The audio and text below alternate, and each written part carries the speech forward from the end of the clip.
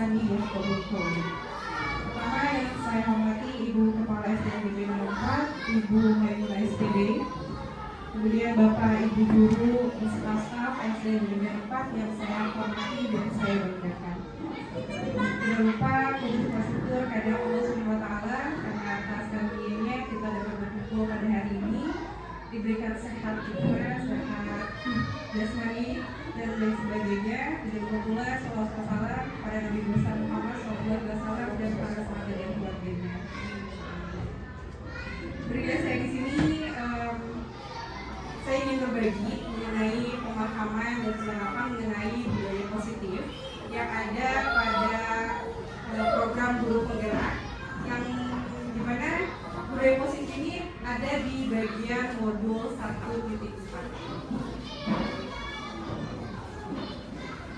Kita langsung ke materinya saja kepada Ibu.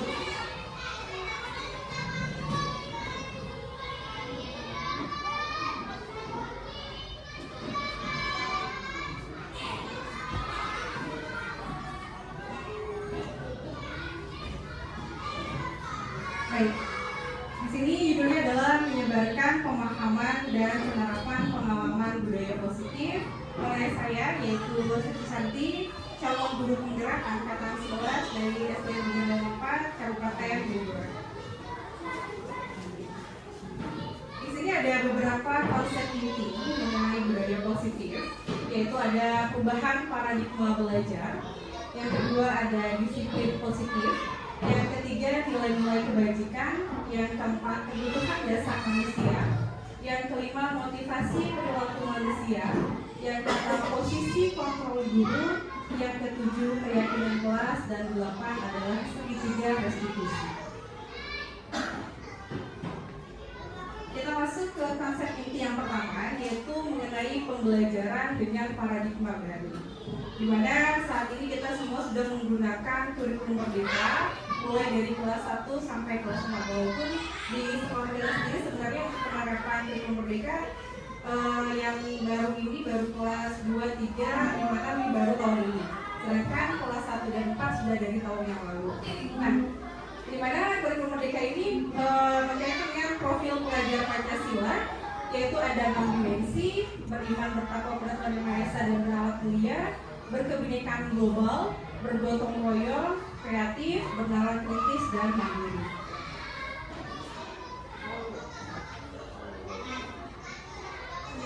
Pembelajaran dengan paradigma baru ini merupakan pembelajaran yang dirancang berdasarkan prinsip pembelajaran berdiferensiasi, sehingga para peserta didik belajar sesuai kebutuhannya berdasarkan tahap perkembangan sesuai teori psikologi modern untuk mewujudkan profil pelajar Pancasila. Tadi sudah saya sampaikan ya Bu ya, jadi profil pelajar Pancasila itu ada 6. Nah, ini ada beberapa miskonsepsi tentang teori kontrol. Ini ada beberapa kesalahan kalau ilusi guru itu mengontrol murid. Jadi kita ini beranggapan kalau murid itu bisa kita kontrol dengan semaunya kita. Itu yang miskonsepsi. Kemudian ilusi bahwa semua penguatan positif efektif dan bermanfaat. Ternyata ada beberapa yang saya pelajari, tidak semua penguatan positif itu benar-benar berjalan efektif dan bermanfaat. Seperti misalnya penghargaan. Ternyata penghargaan itu mungkin ada beberapa yang memang positif, tapi ada juga penghargaan yang memberikan dampak negatif. Itu jadi ilusi ini seperti miskonsepsi ya. Kemudian ilusi bahwa kritik dan membuat rasa bersalah menguatkan karakter. Ini ternyata miskonsepsi Bapak dan Ibu. Tidak selamanya juga dengan kita membuat anak merasa bersalah itu akan menguatkan karakter mereka. Justru tidak seperti itu. Justru mereka akan menilai kalau diri mereka itu ternyata sudah mengecewakan orang-orang yang mereka sayangi. Ya. Kemudian yang keempat yaitu ilusi bahwa orang dewasa berhak memaksa. Kita sebagai guru termasuk adalah orang dewasa mengajar anak kecil atau anak yang mungkin 7 sampai 12 tahun, bawahnya usianya di bawah kita. Nah, kita ini berpikiran kalau kita sebagai orang dewasa kita harus memaksakan mereka. Dia harus ikut dengan apa kata kita. Itu adalah miskonsepsi tentang mereka, itu salah. Ya, seperti itu Bapak Ibu. Yang selanjutnya adalah mengubah paradigma stimulus respon. pendekatan teori kontrol. Dimana kalau stimulus respon, ini realitas pendidikannya itu kita anggap semuanya sama. Kemudian semua orang juga melihat kan hal yang itu semuanya itu sama. Kita mencoba mengubah orang agar berpandangan sama dengan kita.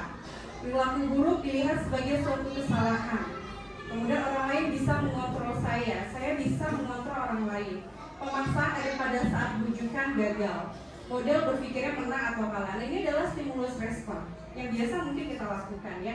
Nah, kita akan mengubahnya dengan teori kontrol. Jadi yang tadinya kita menganggap kebutuhan itu sama, ini kita anggap semuanya itu beda kebutuhan. Masing-masing orang itu pasti akan berbeda. Kemudian setiap orang itu memiliki gambaran yang berbeda. Kita berusaha memahami pandangan orang lain tentang dunia.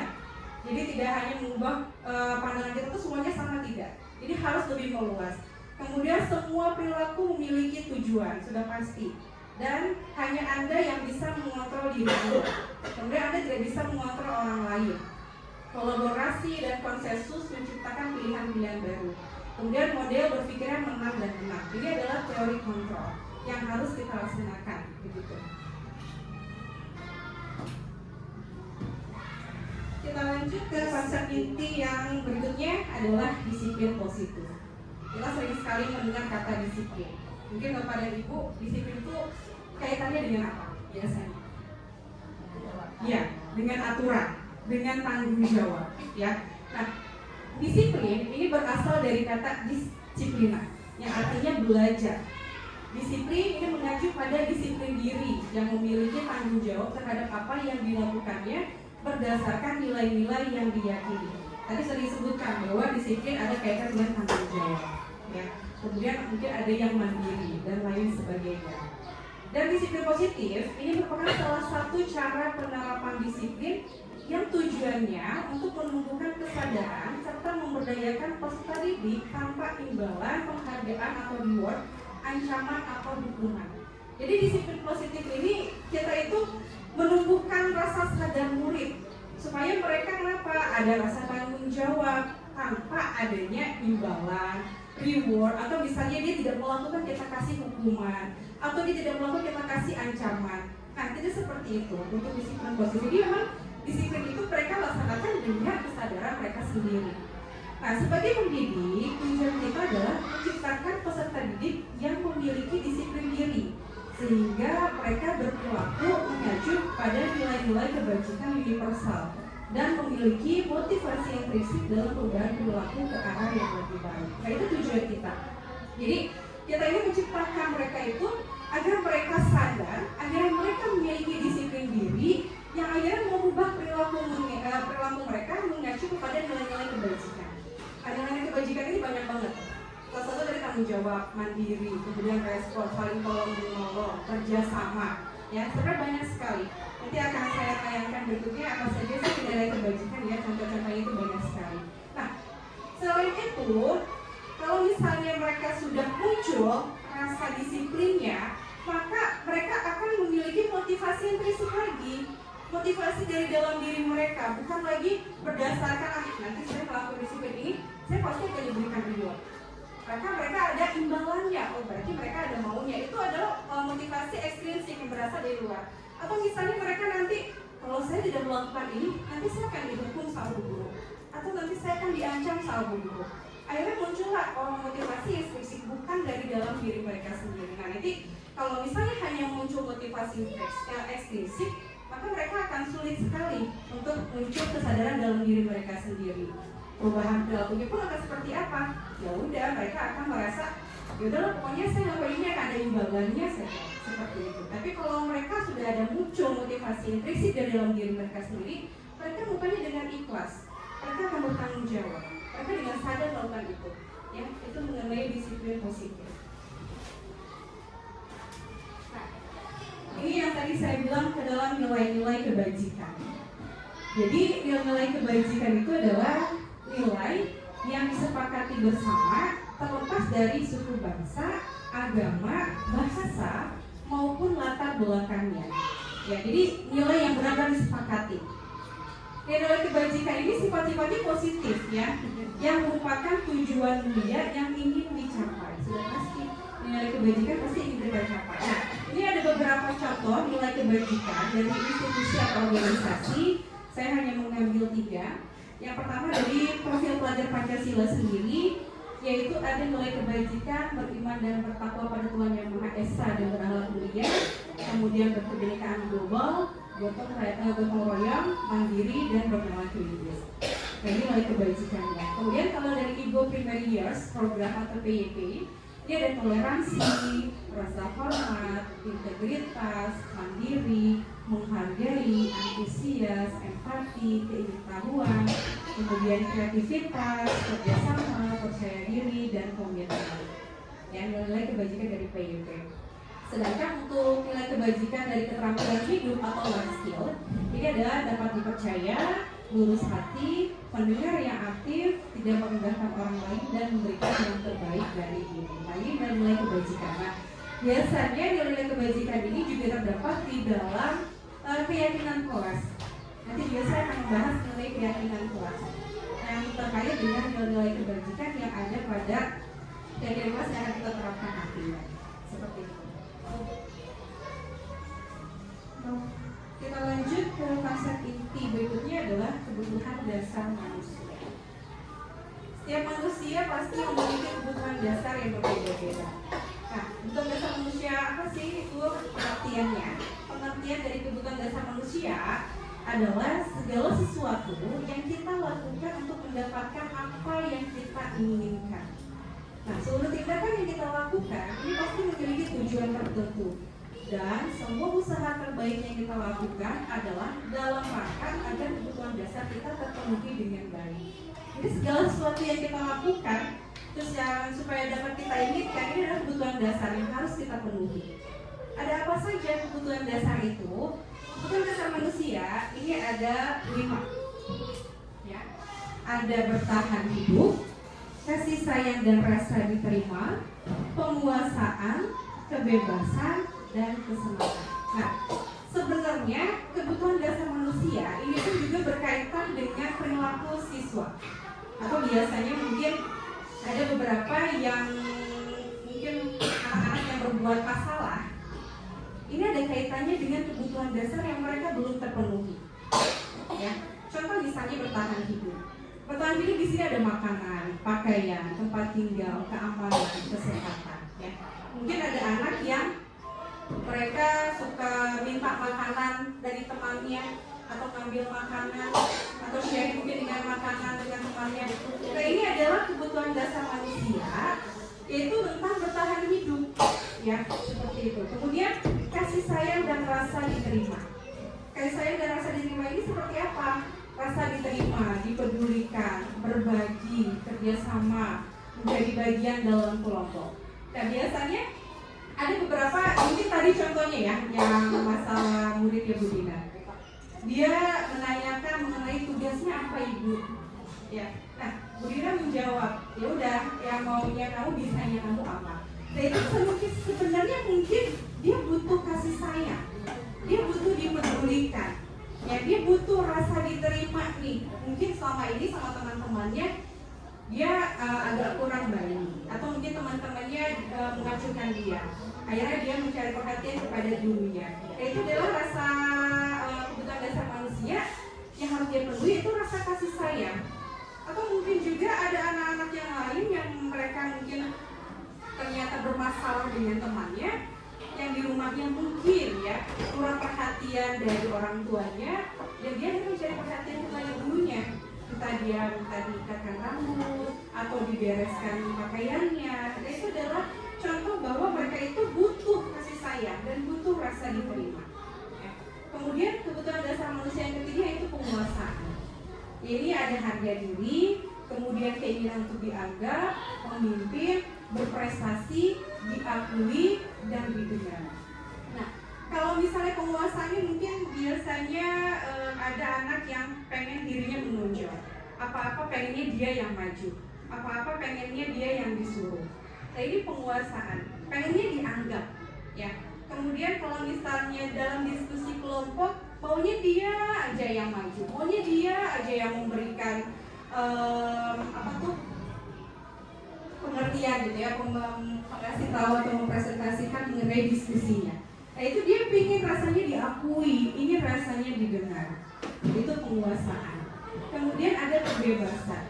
Nah, kebebasan ini berkaitan dengan mandiri, memiliki pilihan, mencoba hal baru, kemudian mampu mengendalikan arah dirinya. Jadi anak-anak ini sama seperti tadi, mereka tuh diberi kebebasan. Mereka boleh melakukan yang mereka minati sesuai dengan bakatnya, asalkan tetap dengan arahan kita. Itu kebebasan. Kemudian ada yang terakhir, kebutuhan dasar manusia, itu kesenangan, bermain, humor, antusiasme, tertawa. Nah biasanya kalau kesenangan ini berkaitan dengan mereka suka coba-coba. Dalam kasus yang kemarin saya tangani menulis di 3 restitusi, ini tentang anak yang menempelkan permen karet ke rambut temannya. Ya, mereka itu menganggap hal itu adalah cuman mau main-main aja bu, cuma rasa teman aja, biar semuanya lucu, biar tertawa. Dan itu kebutuhan dasar yang ternyata dia belum dapatkan dan harus dipenuhi oleh kita sebagai seorang pendidik. Nah, ini selanjutnya konsep inti mengenai motivasi perilaku manusia. Jadi motivasi perilaku manusia ini ada 3. Yang pertama yaitu untuk menghindari ketidaknyamanan atau hukuman. Yang kedua untuk mendapatkan imbalan atau penghargaan dari orang lain. Dan yang ketiga yaitu untuk menjadi orang yang mereka inginkan dan menghargai diri sendiri dengan nilai-nilai yang mereka percaya. Nah ini tadi berkaitan dengan motivasi ekstrinsik dan intrinsik, berkaitan dengan disiplin positif yang tadi saya sampaikan. Nah untuk motivasi yang pertama dan kedua ini adalah motivasi ekstrinsik, dimana kalau mereka tidak melakukan itu maka mereka akan mendapatkan hukuman. Sedangkan kalau yang kedua, kalau mereka melakukan itu, mereka pasti akan mendapatkan imbalan. Mereka akan mendapatkan penghargaan. Ya. Nah, berkaitan dengan penghargaan imbalan, ternyata tadi saya bilang tidak selamanya memberikan efek positif. Mohon maaf, ada mungkin penghargaan yang memberikan efek negatif. Misalnya ada temannya yang mendapatkan sesuatu dari gurunya. Nah, teman-teman yang lain yang mungkin tadinya merasa dia mampu, tapi dia tidak mendapatkan penghargaan, maka akan timbul rasa kecemburuan. Nah itu yang menimbulkan akhirnya penghargaan tersebut tidak lagi berdampak positif. Atau misalnya dengan dia selalu mendapatkan penghargaan, lama-kelamaan dia melakukan sesuatu itu bukan berasalkan dari kesadaran diri dia lagi, tapi karena ingin mengharapkan imbalan, ingin mengharapkan penghargaan dari guru. Nah kalau sudah seperti itu, maka penghargaannya pun juga bukan yang positif, maka akan menjadi ke arah yang negatif. Nah, motivasi perilaku manusia yang ketiga ini adalah untuk menjadi orang yang mereka inginkan dan menghargai diri sendiri dengan nilai yang mereka percaya. Nah, motivasi inilah yang harus kita tanamkan ke para peserta didik kita. Jadi kita itu ingin mereka itu menghargai diri mereka sendiri. Mereka melakukan itu ya udah menghargai mereka diri sendiri gitu. Misalnya dengan melakukan kegiatan piket kelas. Mereka lakukan jangan karena takut dihukum, jangan karena takut didenda, tapi memang karena ya udahlah saya menghargai diri saya sendiri, saya ingin kelasnya bersih, saya ingin belajarnya nyaman, ya udah saya lakukan piket kelas. Nah itu yang harus kita timbulkan atau munculkan ke para peserta didik, begitu. Dengan nilai yang mereka percaya tadi, dengan nilai kebajikan yang sudah saya sampaikan, nilai kebajikan universal. Selanjutnya adalah tentang teori hukuman, konsekuensi, dan restitusi. Nah, hukuman, konsekuensi, restitusi ini adalah 3 hal yang berbeda. Mungkin kita seringnya mendengar antara hukuman dan konsekuensi. Ya. Nah, kalau hukuman ini biasanya nggak direncanain, spontan aja, tiba-tiba. Misalnya anak-anak tidak mengerjakan PR. Hukumannya Pak, yaudah kamu berdiri depan kelas. Nah, itu kan tidak kita rencanakan, tiba-tiba saja itu terjadi, tiba-tiba saja itu muncul ide seperti itu. Kemudian murid itu tidak tahu apa yang akan terjadi atau tidak dilibatkan. Dia tidak mengerjakan PR, paling juga disuruh kerja di sekolah. Pastinya mereka beranggapan seperti itu. Padahal sebenarnya tidak, ternyata tiba-tiba guru udah langsung menyuruh dia untuk berdiri di depan kelas. Nah itu hukuman. Dia nggak tahu, loh kok tiba-tiba saya harus berdiri ya. Dia tidak tahu tuh apa yang terjadi ternyata. Kemudian bersifat satu arah. Gurunya aja udah, karena guru yang memberi hukuman. Jadi anak nggak tahu, jadi harus ikutin. Udah, kamu berdiri depan kelas, satu arah, hanya gurunya saja. Muridnya hanya melaksanakan. Kemudian kalau hukuman ini bisa bersifat fisik ataupun psikis. Ya tadi berdiri depan kelas termasuk fisik, ya. Atau misalnya psikis seperti apa bukan ini? Ya, dicerca, ya, atau misalnya diomeli, dimarahi, ya, seperti itu ke psikis. Jadi lebih ke psikologinya dia itu akan seperti apa? Ya, itu pasti akan paham apapun yang kita bicarakan. Nah, itu pasti akan selalu mengingat memori apa yang nanti yang telah dia alami selama dia sekolah. Itu kata paham sekali. Nah, kemudian kalau konsekuensi itu seperti apa? Kalau konsekuensi ini biasanya lebih terencana. Jadi ada kesepakatan, disepakati. Itu konsekuensi. Jadi kemudian murid juga ini tetap dibuat tidak nyaman. Jadi walaupun misalnya disepakati, tapi murid merasa tidak nyaman. Misalnya contohnya apa? Tidak mengerjakan PR. Biasanya kita kasih konsekuensinya apa? Mengerjakan di luar, ya. Atau misalnya kamu nulis apa misalnya gitu ya di buku. Itu disepakati memang, tapi itu tidak merasa murid tidak akan nyaman, tetap saja tidak akan nyaman. Kemudian sikap guru selalu meminta murid. Nah, kita pasti akan selalu memantau dia. Ini benar gak sih tugasnya? Ini benar gak sih melaksanakan tugasnya? Kalau dia ngerjain tugas di luar, itu pasti akan selalu dimonitor. Itu konsekuensi. Kemudian ada restitusi. Nah, kalau restitusi ini proses menciptakan kondisi bagi murid untuk memperbaiki kesalahan. Jadi murid itu diajak kerjasama. Kita ngobrol sama murid. Kamu tidak mengerjakan PR. Terus jadi bagaimana? Memperbaikinya seperti apa? Ya, iya. Jadi disepakati. Kamu maunya bagaimana? Dia diajak ngobrol, diajak bicara. Nah, kalau misalnya murid diajak bicara, itu pasti akan membuat dia rasa nyaman, dihargai gitu. Jadi dia tidak terdoktrin lagi. Oh iya, ternyata guru seperti ini. Nah, biasanya mungkin kalau untuk kelas 1 dan 2 masih bingung ya ditanyain solusinya seperti apa kalau kamu tidak mengerjakan PR, itu masih bingung.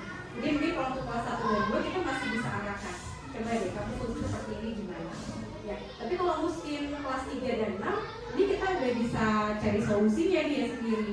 Jadi kalau misalnya kamu rumah seperti ini, kamu harus bagaimana memperbaikinya dengan cara apa? Apakah mungkin nanti kemudian tidak akan mengulanginya lagi? Itu seperti itu restitusi. Jadi diajak bicara.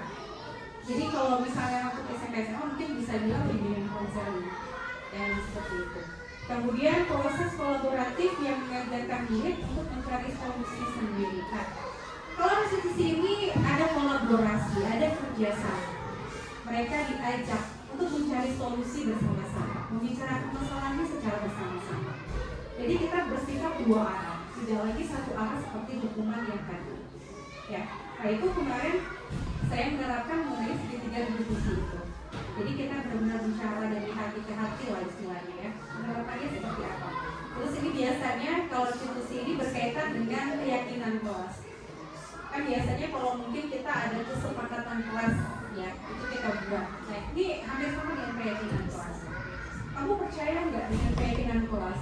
Keyakinan kelas mana yang kamu langgar kalau tidak mengerjakan PR? Kemudian kalian mau nggak memperbaikinya? Solusinya seperti apa? Itu restitusi. Jadi anak-anak itu diajarkan untuk mereka bertanggung jawab atas kesalahan yang telah mereka perbuat dan mencari solusinya bersama-sama. Itu restitusi. Nah, untuk hukuman di sini termasuk dalam identitas gagal. Karena yang namanya hukuman pasti akan menjadi menyakitkan yang harus terjadi. Contohnya seperti di depan kelas itu kan pegel ya Bapak dan Ibu, walaupun mungkin hanya beberapa detik atau beberapa menit saja. Selain menyakitkan, belum lagi nanti ejekan dari teman-temannya. Ya, itu lebih parah lagi. Kemudian tidak nyaman untuk murid atau anak untuk jangka waktu yang panjang. Jadi ya, tadi kalau misalnya dia berdiri di depan kelas, pasti anak-anak akan meledekin sampai kelas 1-2. Ya, ini enak berdiri apa segala macam. Aku dicemooh oleh teman-teman, itu nggak akan enak. Itu akan teringat terus nanti dia sepanjang masa. Kemudian korban ini mendapatkan keadilan. Itu korban ini tidak mendapatkan keadilan ya. Murid atau anak pasti akan merasa tersakiti. Itu udah gagal. Nah, mereka identitas yang sukses mengenai disiplin yaitu ada konsekuensi dan restitusi. Jadi konsekuensi ini memang sesuatu yang harus terjadi, kemudian tidak nyaman untuk murid tapi untuk jangka waktu yang pendek, tidak jangka waktu yang panjang. Kemudian korban itu bisa diabaikan, murid atau anak dibuat tidak nyaman, sama dibuat tidak nyaman juga. Kemudian kalau restitusi ini pilihan, jadi kita kasih pilihan mau ini bagaimana, solusinya seperti apa. Kemudian menguatkan untuk murid atau anak dalam jangka waktu yang panjang. Korban ini mendapatkan ganti dan murid atau anak ini mendapatkan penguatan. Dari restitusi ini anak itu belajar gimana caranya bertanggung jawab, gimana caranya mengasih solusi. Nah itu mereka akan mendapatkan penguatan untuk diri mereka sendiri. Itu bedanya antara hukuman, konsekuensi, dan restitusi. Ini juga sama ya. Jadi kalau hukuman itu perilakunya pasif, kemudian agresif jadi meningkat, sistem tidak akan berjalan bila murid tidak takut, berlaku hanya pada sebuah institusi, tidak berlanjut pada kehidupan nyata. Peraturannya adalah kamu harus. Nah ini berarti hukuman bersifat memaksa. Kemudian pasti murid atau anak pasti akan membenci, ya gitu. Jadi kalau misalnya hukuman, ya udah mereka pasti kalau misalnya nggak takut, pasti kita akan melanjutkan lagi hukuman yang lain supaya mereka takut, supaya mereka jerah. Dan biasanya hanya berlaku di sekolah saja mungkin, atau bisa di rumah saja, tidak akan berlanjut ke yang lain. Kemudian kalau konsekuensi, ini penguatannya hanya bertahan dalam jangka waktu yang pendek. Kemudian perlu monitoring dan supervisi terus-menerus dari guru, jadi berkelanjutan kalau konsekuensi. Kemudian membantu penerapan peraturan dalam masyarakat. Nah, apa peraturannya? Mampukah kamu melakukannya? Terima kasih, ini masih lebih baik ya daripada hukuman. Kemudian murid atau anak ini akan merasa dihormati. Nah, kalau restitusi ini pasti masalah akan terpecahkan karena tadi anak-anak akan diminta untuk mencari solusi dari masalah yang mereka lakukan. Kemudian murid belajar bertanggung jawab untuk perilakunya, fokus pada pemecahan masalah dalam jangka waktu panjang. Nah ini berkaitan dengan keinginan kelas, apa yang kamu yakini, apa yang bisa kamu lakukan untuk perbaikan masalah ini. Nah murid atau anak akan menghormati. Dan ya, selanjutnya murid atau anak membenci peraturan. Kalau hukuman itu pasti akan dibenci peraturannya. Kemudian kalau untuk konsekuensi, anak itu pasti akan menghormati peraturan. Begitupun restitusi juga anak akan menghormati dirinya dan orang lain. Nah negatif, ini kata negatifnya kalau hukuman, awas kalau dilakukan lagi ya, nanti awas kamu pasti akan ya namanya hukuman, pasti akan dengan kata seperti itu, menakutkan ya. Apalagi kalau misalnya anaknya masih kayak gitu-gitu, awas ya, pokoknya liatin aja nanti, bukan kasih kamu sesuatu. Nah itu kan udah wow, secara psikis banget gitu ya. Kemudian kode paksaan, memaksa kan, pokoknya kamu harus kayak gini, maksa.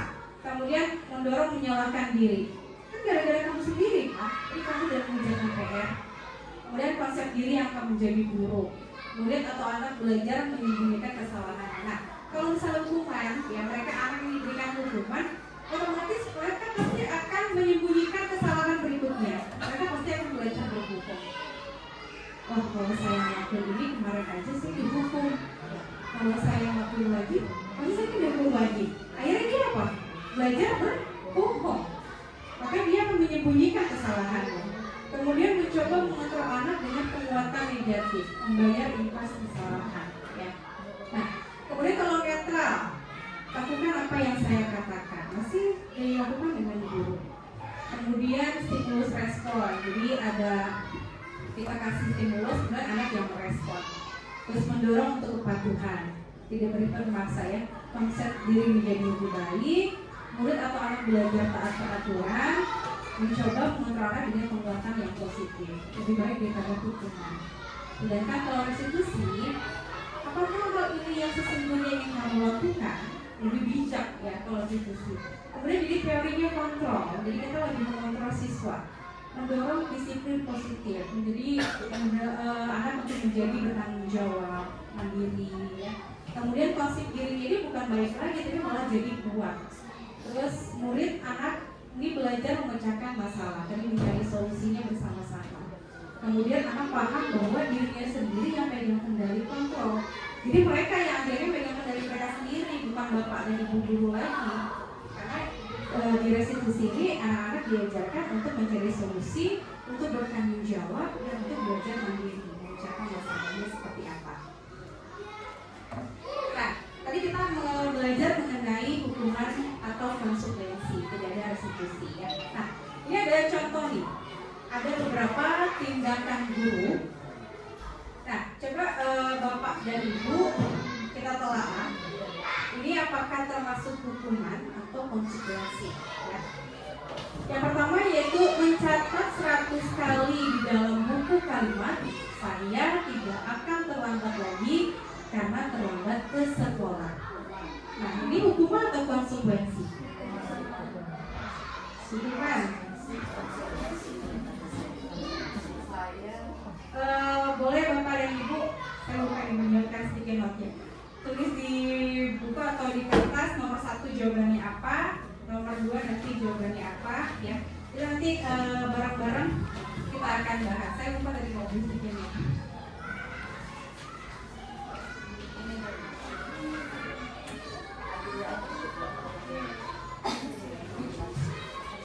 Ini pilihannya hanya hukuman atau konsekuensi ya bapak dan ibu.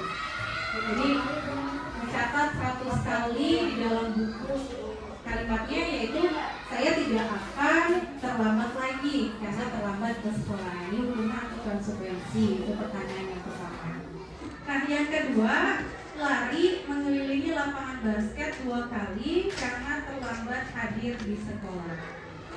Jadi anak-anak ini mengelilingi lapangan basket 2 kali karena terlambat hadir di sekolah. Konsekuensi atau hukuman.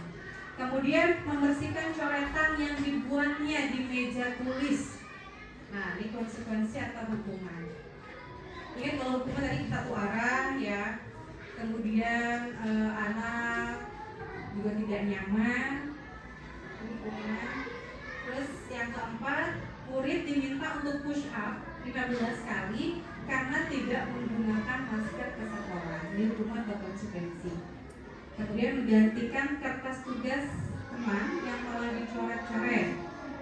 Terus berjemur di lapangan basket pukul 12 siang karena mengobrol dengan teman. Terus kemudian murid diminta bertelanjang kaki sepanjang hari karena tidak menggunakan sepatu warna hitam sesuai peraturan sekolah. Kemudian berdiri di depan kelas sambil mengangkat kaki satu karena tidak bisa menjawab pertanyaan.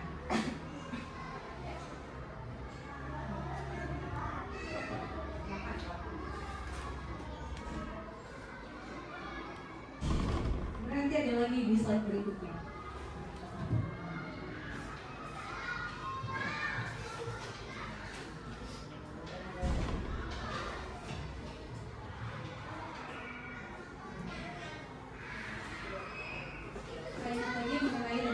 Dan konsekuensi seperti apa?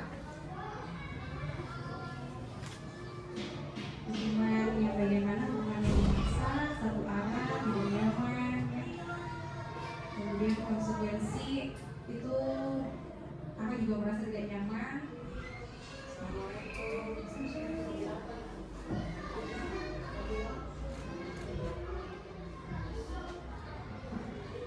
Bagaimana Bapak dan Ibu sudah? Sudah, angkat dulu.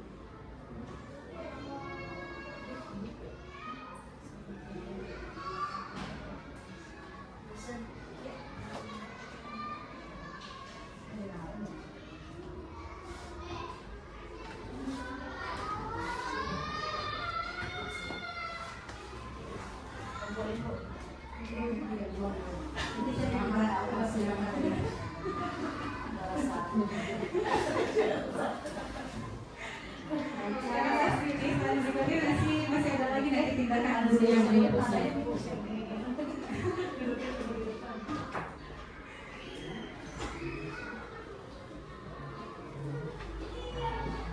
berikut ini juga masih ada mengenai apakah termasuk hukuman atau konsekuensi. Membersihkan tumpahan air di meja tulis karena tersenggol pada saat belajarnya. Yang ke-9. Tadi itu yang ke-8 paling atas tadi sama. Yang ke-9 itu bersihkan tumpahan air di meja tulis karena tersenggol pada saat belajar. Hukuman atau konsekuensi. Kemudian yang ke-10, kehilangan 10 menit jam istirahat untuk mengerjakan tugas karena terlambat datang dan tertinggal pelajaran selama 10 menit. Jadi hukuman atau konsekuensi. Terus duduk di bangku di pinggir lapangan pada jam istirahat, tidak diizinkan bermain oleh guru tiket karena mencederai teman saat bermain di lapangan. Hukuman atau konsekuensi. Kemudian yang ke-12, terlambat hadir di pembelajaran daring 15 menit dan diminta untuk tinggal 15 menit sesudah kelas usai untuk membahas ketertinggalan pembelajaran. Yang ke-13, lari beri lapangan basket 2 kali karena terlambat 10 menit untuk pelajaran PJOK. Terus membersihkan meja sekolah karena mematahkan pensil kawannya. Jadi ada 14. Ada 14 tindakan guru.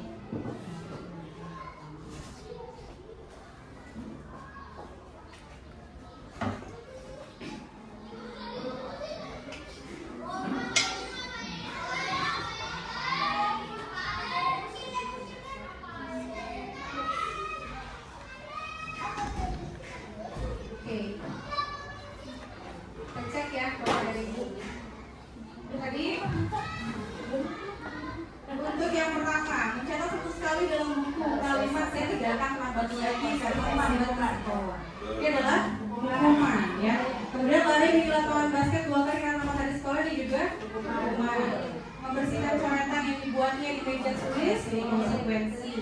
Murid diminta push up, ini hukuman. Menggantikan kertas tugas teman dari coret-coret, ini konsekuensi. Berjemur di lapangan basket, hukuman.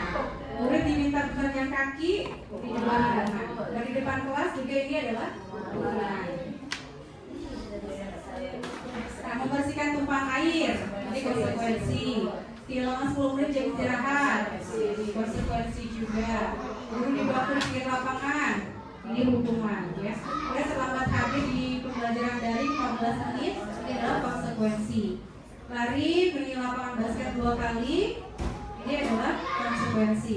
Kemudian membersihkan meja sekolah karena mematahkan pensil kawannya, ini adalah hukuman. Itu diperbeda antara konsekuensi dan hukuman. Berarti mulai memahami. Kita lanjut ke activity berikutnya, yaitu 5 posisi kontrol guru. Nah, di sini ada penghukum, pembuat rasa bersalah, teman, pemantau, manajer. Nah, biasanya ada di posisi mana kita sebagai guru? Semuanya penghukum ya. Biasanya itu membuat rasa bersalah ya kan.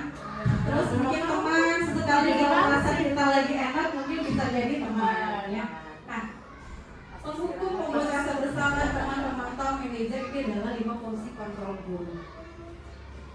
Nah, ini hanya contohnya tuh penjelasannya. Kalau penghukum, ini tadi sudah kita jelaskan ya, yang namanya hukuman itu pasti berupa fisik dan juga psikis. Nah, contohnya itu seperti apa sih kata-katanya? Kata-kata itu bisa seperti ini: patuhi aturan saya saja. Ya, itu kan bersifat satu arah. Atau kamu ini selalu aja salah. Nah, itu penghukum kita. Terus selalu aja pasti kamu yang paling belakangan. Itu adalah kita posisi sebagai penghukum. Ya kan? Jadi itu secara apa kalau seperti itu? Mungkin secara verbal, ya, ya. Nah, kemudian kalau untuk membuat rasa bersalah seperti apa? Nah, ya, pembuat rasa bersalah ini biasanya lebih menggunakan bahasa yang lebih lembut, ya. Guru membuat rasa hening yang membuat peserta didik itu malah merasa tidak nyaman. Kemudian mereka merasa bersalah, rendah diri. Nah, contoh kata-kata seperti apa? Ibu tuh sangat kecewa sama kamu. Kamu tuh selalu aja seperti ini. Nah, itu biasanya lebih lembut kalau pembuat rasa bersalah. Kemudian, ya, betul Bu. Kemudian berapa kali Bapak Ibu harus beritahu kamu caranya itu seperti ini. Nah, itu pembuat rasa bersalah ya. Iya, gitu kan. Gimana coba? Kalau orang tua kamu tahu masalah ini. Jadi kalau anak-anak berbuat salah itu kan, coba deh, kalau kamu tahu masalah ini gimana? Kita apa sesuai itu? Maka anak merasa apa? Ya bisa merasa bersalah. Kita membuat rasa bersalah mereka. Akhirnya apa? Akhirnya murid ini merasa, saya ini udah mengecewakan orang tua saya ini udah mengecewakan orang-orang yang saya sayangi. Akhirnya mereka timbul rasa ketidakpercayaan diri. Itu membuat rasa bersalah. Udah nggak apa-apa. Mereka akhirnya merasa dia tuh nggak ada harganya gitu karena udah merasa seperti itu ya. Nah, kalau teman seperti apa? Nah, ini dia guru itu tetap mengontrol dirinya dengan persuasi. Biasanya kita lebih mengajak, yang lebih ngerangkul. Nah, kata-katanya seperti apa sih biasanya?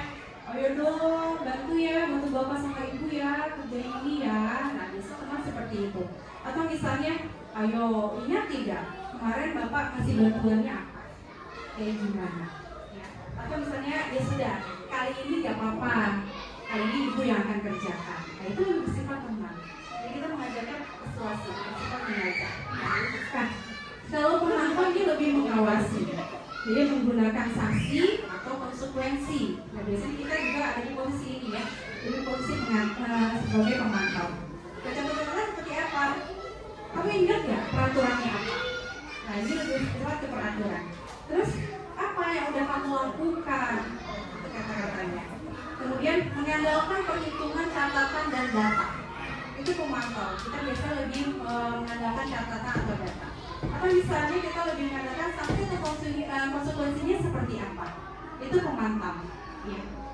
Nah, yang kelima adalah manajer. Manajer ini yaitu guru dan murid ini berbuat sesuatu. Jadi kita melakukannya bersama-sama.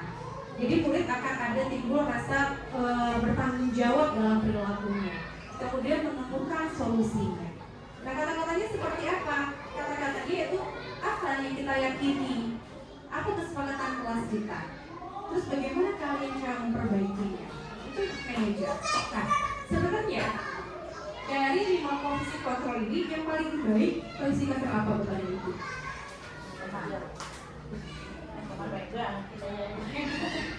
Yang paling baik adalah posisi manajer, betul. Ya. Karena apa? Karena tadi kita mengajak murid untuk melakukan bersama-sama, untuk mencari solusi bersama-sama. Akhirnya murid merasa dihargai, murid merasa percaya diri, merasakan kalau dengan kita menjadi manajer, dia akan mencari solusinya atau lebih mandiri. Itu tentang memang posisi kontrol yang seharusnya kita berada di posisi manajer. Nah, ini contoh penerapan 5 posisi kontrol guru. Jadi kasusnya adalah siswa tidak memakai atribut lengkap saat upacara bendera. Ini sering kali sebenarnya kita temui. Yang pertama kalau pembuku. Nah, anak ini disuruh apa? Mereka disuruh pangkat pada bendera selama 1 jam. Jadi kita sebagai pembuku. Ya. Nah, kalau pembuat merasa bersalah, paling kita cuma bilang, berapa kali ibu bapak harus beritahu kamu? Kamu selalu saja mengecewakan ibu dan bapak. Jadi pembuat rasa bersalah, karena akan timbul rasa bersalah pada diri siswa sendiri. Kemudian kalau sebagai teman, ayo dong ikuti aturan sekolah, tolong ya bantu bapak dan ibu ya sekali aja. Atau kan ya udah nggak apa-apa, lain kali jangan sampai lagi ya berbuat seperti ini lagi ya. Nah itu biasanya lebih ke teman. Kemudian kalau pemantau, kamu sudah melanggar peraturan sekolah, kamu tahu konsekuensinya, ya. Setelah upacara kamu beli atributnya ke koperasi dan jangan diulangi lagi. Nah ini sebagai pemantau. Nah sedangkan kalau sebagai manajer kita lebih untuk menyadarkan dia. Apakah kamu tahu kesalahan kamu? Kira-kira bagaimana cara kamu perbaiki kesalahannya? Nah ini lebih mencari solusi. Jadi kita sebaiknya memang ada di posisi sebagai manajer. Tadi kita sudah belajar mengenai hukuman dan konsekuensi. Nah sekarang kita akan belajar mengenai ada posisi kontrol apakah? Ya, tadi ada apa aja untuk posisi kontrol? Hukum, pembuat rasa bersalah, teman, pemantau, dan manajer. Nah, kalau misalnya ada kata seperti ini, saya kecewa sekali dengan kamu. Kira-kira ini posisi kontrolnya sebagai apa? Ya betul. Ini adalah pembuat rasa bersalah. Saya kecewa membuat rasa bersalah. Kemudian kalau ini, kamu tidak pernah benar melakukannya, betul, penghukum ya. Lanjut, apa rencanamu untuk menyelesaikan masalah ini? Betul, ini lebih manajer ya, posisi kontrolnya. Kemudian ayolah lakukan demi Bapak Ibu ya. Ini sama, betul. Nah, kamu tidak pernah mendapat nilai jika tidak mengerjakan tugas ini. Berarti sebagai apa? Betul, ini sebagai pemantau. Ya, ini sudah jelas Bapak Ibu mengenai posisi kontrol guru. Kita lanjut keyakinan kelas. Ini pasti keyakinan kelas. Mengapa bukan peraturan kelas? Nah, keyakinan kelas yaitu nilai-nilai kebajikan universal yang disepakati secara tersirat dengan tersurat ya. Jadi kalau keyakinan kelas ini disepakati oleh bapak atau ibu sama muridnya, dibuat tuh secara bersama-sama. Nah, biasanya seperti apa sih keyakinan kelas? Jadi kita minta anak dulu nih, maunya seperti apa keyakinan kelasnya. Misalnya tidak boleh mengobrol, atau misalnya dilarang buang sampah, mengerjakan piket. Kita tunggu semuanya tuh pernyataan dari murid. Kita tulis ya. Nah, seperti apa sih keyakinan kelas yang sebenarnya? Jadi keyakinan kelasnya bersifat abstrak, ya tidak konkret. Kemudian berupa pernyataan universal, dibuat dalam pernyataan positif, sedikit saja agar mudah diingat, sesuai dengan kondisi kelas dan sekolah sehingga mudah diterapkan. Kemudian semua warga sekolah atau warga kelas dilibatkan saat membuat keyakinan kelas. Nah, ini ciri-ciri dalam membuat keyakinan kelas. Tadi sudah, yang pertama yaitu kita membuatnya dengan bersama-sama semua murid ya. Kita tulis dulu pernyataan mereka apa, kemudian kita tampung. Nah, setelah itu kalau misalnya ada kata tidak, jangan, itu tidak boleh digunakan. Jadi harus menggunakan kalimat yang positif. Misalnya tidak boleh mencoret tembok. Nanti kita ganti dengan kata apa biasanya? Ya betul, menjaga kebersihan kelas. Ya, jadi tidak boleh menggunakan kata tidak ataupun jangan. Terus kemudian keyakinan kelas itu jangan banyak-banyak, jangan sampai 20, jangan sampai 15. Nanti anak sulit mengingatnya. Maka yang memang poin-poin pentingnya saja, kayak misalnya gini, dilarang buang sampah, dilarang mencoret-coret tembok. Kayak gini kita jadikan satu, maka menjadi kalimat positif yaitu jagalah kebersihan kelas. Jadi seperti itu. Gak usah dijabarkan semuanya. Yang penting anak-anak bisa mengingatnya tentang keyakinan kelas masing-masing. Nah, kemudian keyakinan kelas ini juga harus disesuaikan dengan kondisi kelas atau sekolah kita. Agar apa? Agar mudah diterapkan. Di sini kita itu membiasakan anak untuk membawa Tupperware, ya, tempat makan, tempat minum sendiri. Nah, itu boleh diterapkan. Misalnya menggunakan wadah yang dibawa dari rumah, itu seperti itu ya. Kemudian semua warga sekolah dilibatkan. Tadi kita juga melibatkan murid ya, kemudian guru juga terlibat dalam pembuatan keyakinan kelas. Nah, untuk konsep inti selanjutnya yaitu mengenai segitiga restitusi. Nah, segitiga restitusi ini adalah suatu proses dialog yang dijalankan oleh guru agar dapat menghasilkan murid yang mandiri bertanggung jawab. Nah, tadi ini sebenarnya ada di posisi manajer. Kalau misalnya kita di posisi manajer, otomatis pada saat kita menyelesaikan masalah, maka kita akan menggunakan segitiga restitusi dalam penyelesaiannya. Karena kenapa? Karena anak akan diajak untuk berdialog, karena anak akan diajak untuk bersama-sama, untuk ngobrol tentang masalah yang mereka lakukan. Nah, segitiga restitusi ini ada 3 tahapan. Yang pertama yaitu menstabilkan identitas. Yang kedua adalah validasi tindakan yang salah. Dan yang ketiga adalah menanyakan keyakinan. Jadi 3 tahapan dalam segitiga restitusi. Karena kalau dengan kita menerapkan ini, maka murid akan mandiri dan lebih bertanggung jawab. Nah, untuk menstabilkan identitas, ini biasanya berdasarkan prinsip membuat kesalahan adalah bagian dari proses pembelajaran.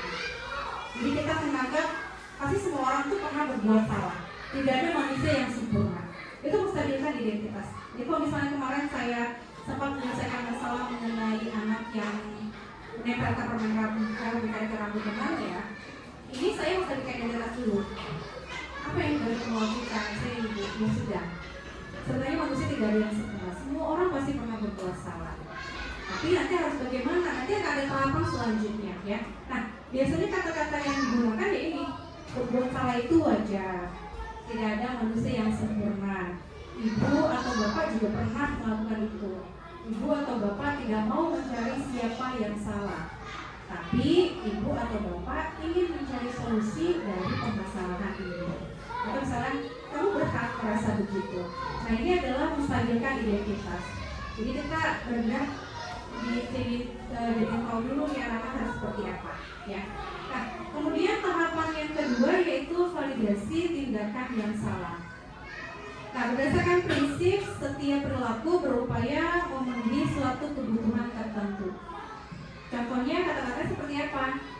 Kamu pasti punya alasan mengapa melakukan hal itu. Padahal kamu bisa melakukan yang lebih buruk dari ini ya. Kamu patut bangga karena telah memiliki sesuatu yang penting buatmu. Kamu melakukan karena mempertahankan sesuatu yang penting bagimu. Nah, ini validasi tindakan yang salah. Jadi kita validasi dulu itu tindakan dia. Kamu pasti punya alasan dong, kenapa kamu melakukan hal ini? Itu udah validasi tindakan. Atau misalnya sebenarnya dia bisa lebih melakukan hal yang lebih buruk mungkin ya daripada hal itu sebenarnya. Itu validasi tindakan salah. Atau misalnya kita beri penguatan. Ya udah, karena kamu sudah mengakui kesalahan, ibu bangga sama kamu karena kamu sudah mau mengakui kesalahan. Itu tindakan yang salah ya. Kemudian kamu lemah karena mempertahankan sesuatu yang penting bagimu. Atau biasanya ada anak yang mencontek PR yang dia lakukan, kemudian dia gebrak meja. Nah, itu sebenarnya kan dia mempertahankan miliknya dia kan. Dia mungkin bisa melakukan hal yang lebih daripada menggebrak meja, tapi dia hanya menggebrak meja aja. Maka itu sebenarnya kita bisa bilang kalau itu validasi tindakan yang salah, karena mungkin dia bisa akan lebih melakukan hal itu karena temannya ini merebut PR punya dia gitu kan. Itu semua suatu masalah. Nah, yang ketiga yaitu menanyakan identitas. Ini yang terakhir. Nah, berdasarkan prinsip teori kontrol bahwa pada dasarnya kita termotivasi secara intrinsik. Balik lagi ke tadi, motivasi itu kan menghargai dirinya sendiri, ya. Nah, seperti apa biasanya menanyakan identitas? Jadi berkaitan dengan keyakinan kelas yang kita miliki tadi. Apa sih keyakinan kelas kita? Kemudian nilai apa yang kita sepakati bersama? Seperti apa gambaran sebuah kelas yang ideal menurut kamu? Kamu ingin menjadi orang yang seperti apa? Nah, ini adalah menanyakan identitas ya. Nah, dalam pembuatan keyakinan kelas sebenarnya ini ada kaitannya dengan nilai-nilai kebajikan. Nah, nilai kebajikan tadi sudah saya paparkan, ada yang bertanggung jawab, toleransi, rasa hormat, percaya diri dan lain sebagainya. Nah, ini menanyakan identitas. Jadi lebih kepada keyakinan kelas yang disepakatinya itu seperti apa gitu. Nah, nanti kalau udah berkaitan dengan keyakinan kelas seperti misalnya tadi jagalah kebersihan kelas. Nah, ini kan ada nilai kebajikan nih. Nilai kebajikannya apa kalau misalnya kita jagalah kebersihan kelas? Nilai kebajikannya yang kita sepakati ya bisa bertanggung jawab ya. Itu kan nilai kesepakatan kelasnya. Nilai keyakinan kelas yang kita sepakati itu seperti itu. Nah, kalau misalnya sudah menanyakan identitas, maka biasanya ini akan dihadiri dengan solusinya seperti apa sih dari yang sudah kamu lakukan. Nah, kan misalnya seperti itu. Kan pembacaan masalahnya seperti apa. Nah, ini permasalahan yang saya sempat tanggali kemarin ya, menggunakan segitiga restitusi. Di sini sudah terdengar ya. Jadi ini mengenai yang anak menempelkan permen karet ke rambut temannya. Itu ya. Sebenarnya ini bukan diambil dari amarnya sih. Kasus si Adit. Si Amar ya. Amar.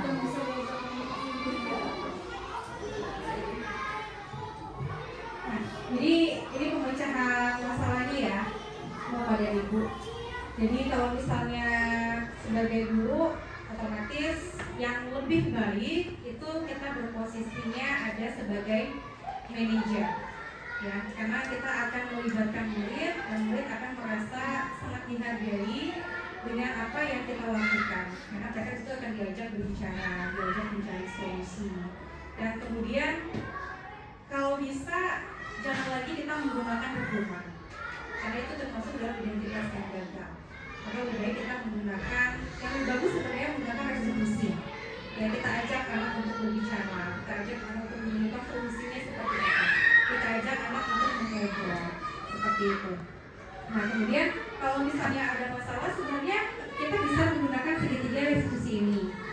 Mulai 3 tahapan, tapi kalau misalnya mau di tahapan terakhir saja mengenai menanyakan keyakinan boleh. Tapi jangan nanti kalau misalnya kita menggunakan segitiga restitusi. Misalnya kita di tahapan yang pertama, terus kita kemudian lanjut ke tahapan yang kedua, jadi seperti itu. Jadi kalau misalnya mau menggunakan pertahapannya harus benar-benar sesuai dengan tahapannya.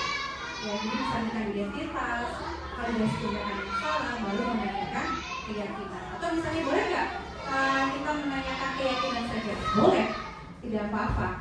Tapi nanti jangan balik lagi ke tahapan yang pertama, KBK identitas, tidak bisa seperti itu.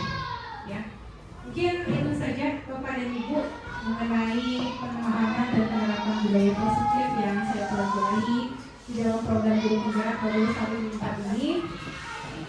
Mudah-mudahan apa yang saya sampaikan ini dapat bermanfaat bagi kita semua. Di sini saya juga sebenarnya belajar dan tidak ada maksud untuk menggurui sama sekali, tidak ada. Mungkin nanti juga tadi ada kata-kata yang saya salah atau misalnya mungkin ada kesalahpahaman. Nanti kita sama-sama belajar lagi untuk kedepannya agar bisa tercapainya tujuan sekolah kita menjadi sekolah yang lebih baik lagi dari yang sebelumnya. Itu saja mungkin yang dapat saya sampaikan. Terima kasih banyak untuk Bapak dan Ibu yang sudah hadir dalam diseminasi pemahaman budaya positif kali ini.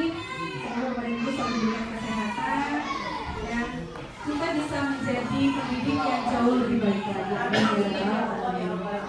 Demikian Bapak dan Ibu, terima kasih banyak. Saya tutup. Wassalamualaikum warahmatullahi wabarakatuh. Waalaikumsalam.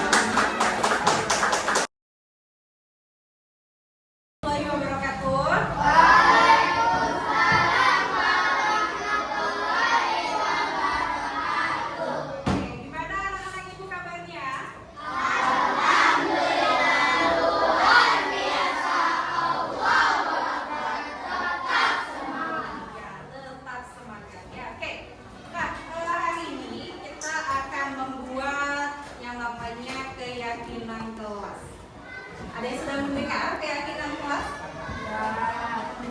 Belum? Baru ya, baru kali ini ya. Sebenarnya keyakinan kelas itu hampir sama dengan yang namanya peraturan. Kan peraturan atau tata tertib ya, ada peraturan sekolah atau tertib sekolah, kemudian ada peraturan kelas atau tata tertib kelas. Nah, ini tentang keyakinan kelas. Nah, keyakinan kelas itu apa sih? Keyakinan kelas itu sebenarnya kesepakatan yang dibuat antara murid dengan guru atau dengan wali kelas. Nah, keyakinan kelas ini berkaitan dengan nilai-nilai kebajikan universal. Dan kebajikan universal itu seperti apa sih? Contoh misalnya ya, dan kebajikan universal yang ingin kita tunjukkan dari keyakinan kelas misalnya tentang disiplin, tanggung jawab, mandiri, saling menghormati, toleransi, ya, dan lain sebagainya. Itu nilai-nilai kebajikan. Ya. Nah, biasanya kalau misalnya mengenai peraturan itu ada apa saja? Contoh peraturan. Oke, mendengarkan guru. Apalagi? Tidak berisik. Tidak berisik, ya. Betul, menyimak saat guru menjelaskan, tidak berisik. Apa lagi? Datang tepat waktu. Nah, contoh nih, datang tepat waktu. Nah, nilai kebajikannya itu seperti apa yang ditunjukkan? Tadi kan udah tuh nilai kebajikan yang Ibu kasih tahu. Contohnya disiplin, tanggung jawab, mandiri, disiplin. Betul ya. Jadi datang tepat waktu ini termasuk ke dalam nilai kebajikan yaitu disiplin. Nah, kemudian tadi tidak berisik. Nah, tidak berisik ini juga bisa dijadikan keyakinan kelas, begitu ya. berisik itu boleh dijadikan sebagai keyakinan kelas, tapi keyakinan kelas ini tidak boleh menggunakan kata tidak dan tidak boleh menggunakan kata jangan. Ya. Nah, kalau misalnya tidak berisik, berarti kita ganti dengan kata apa? Yang pernyataannya itu positif. Dilarang mengobrol, ya misalnya begitu kan? Tidak boleh berisik. Berarti buat pernyataan positifnya adalah dilarang mengobrol sama teman. Nah, seperti itu keyakinan kelas. Ya, bagaimana bisa dipahami? Nah, oke, kalau misalnya bisa, kan tadi udah beberapa ditunjukkan sama teman kamu ya. Datang tepat waktu, dilarang mengobrol. Terus apa lagi sih kira-kira? Dilarang mencontek, betul ya. Nah, kalau mencontek ini nilai kebajikannya apa nih? Ayo, kalau dilarang mencontek nilai kebajikannya apa? Pak, nilai kebajikannya kan kalau datang tepat waktu nilai kebajikannya disiplin. Nah, kalau dilarang mencontek berarti nilai kebajikannya apa? Tentang apa? Mandiri bisa. Apalagi selain itu? Tentang tanggung jawab boleh. Ayo, tentang apa?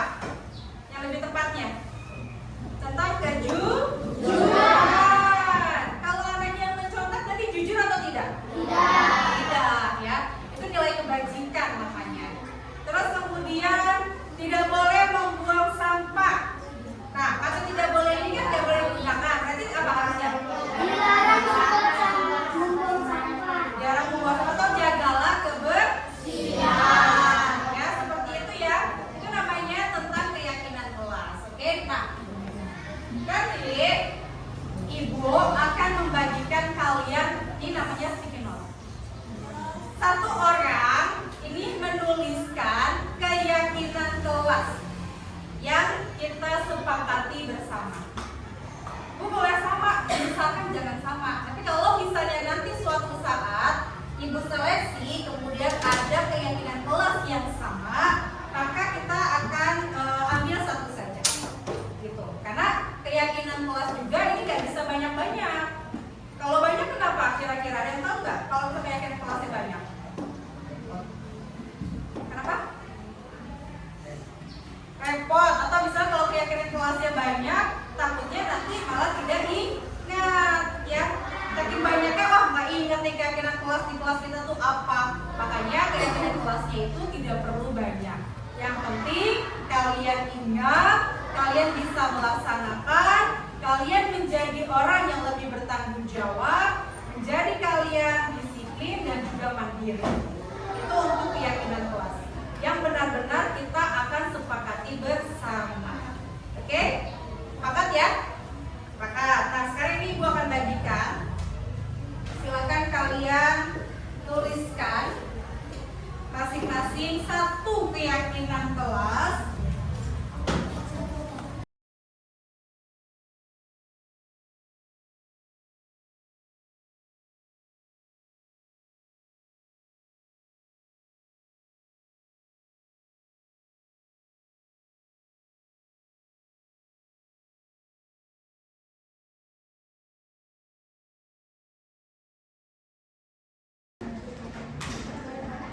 Silakan kalian pikirkan keyakinan kelas apa yang akan kalian tuliskan di situ.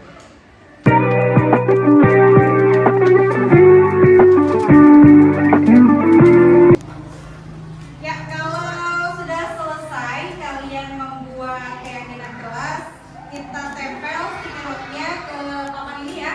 Bergiliran ya, dari belakang dulu ya, boleh?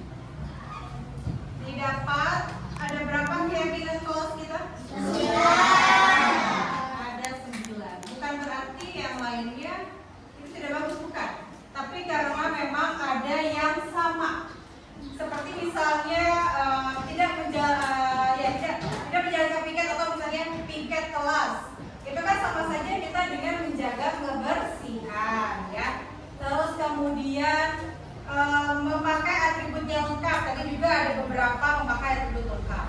Terus kemudian ada juga dilarang berisik. Nah, di sini ada yang menuliskan mendengarkan ketika guru menjelaskan. Itu sama atau beda? Sama. Nah, akhirnya kita dapatkan yaitu keyakinan kelas kita sebanyak 9 keyakinan kelas. Nah, 9 keyakinan kelas ini yang akan kita sepakati, yang harus kalian pertanggungjawabkan, dan insya Allah kedepannya keyakinan kelas ini juga akan memberikan kalian untuk menjadi murid yang mandiri, bertanggung jawab, dan juga lebih disiplin. Begitu ya. Oke, nah karena kesepakatan karena keyakinan kelas kita sudah terbentuk ya, sekolah kelas kita sudah terbentuk, maka setelah ini kalian harus menandatangani mengenai keyakinan kelas yang telah kita buat. Ya, nanti kalian menuliskan nama dan juga tanda tangan. Oke, setuju ya?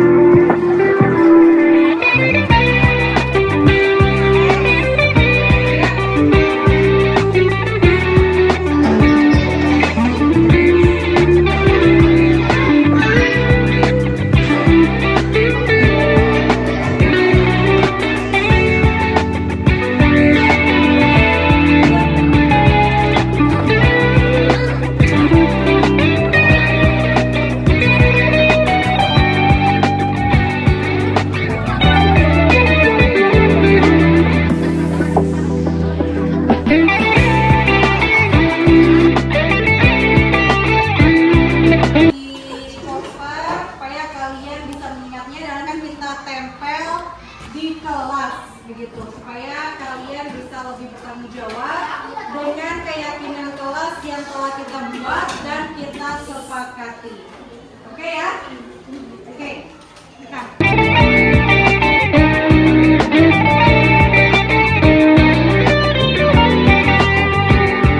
Warahmatullahi wabarakatuh. Nama saya Masya dari kelas 5B. Assalamualaikum warahmatullahi wabarakatuh. Perkenalkan, nama saya Jihan dari kelas 5B. Perkenalkan, nama saya Mut Elmira Khairunisa dari kelas 5B. Assalamualaikum warahmatullahi wabarakatuh. Nama saya Andini Tri Utami dari kelas 5B. Assalamualaikum warahmatullahi wabarakatuh. Nama saya Abdullah Nasution, kelas 5B. Sangat senang. Perasaan saya sangat senang sekali. Senang. Sangat-sangat senang. Sangat senang. Sangat penting. Sangat penting. Sangat penting. Sangat penting. Sangat penting. Agar kita bisa lebih mandiri. Karena membuat kita lebih merasa teratur. Karena menjadi kita lebih disiplin. Karena agar saling menghormati sesama teman. Karena membuat kita lebih bertanggung jawab. Oke,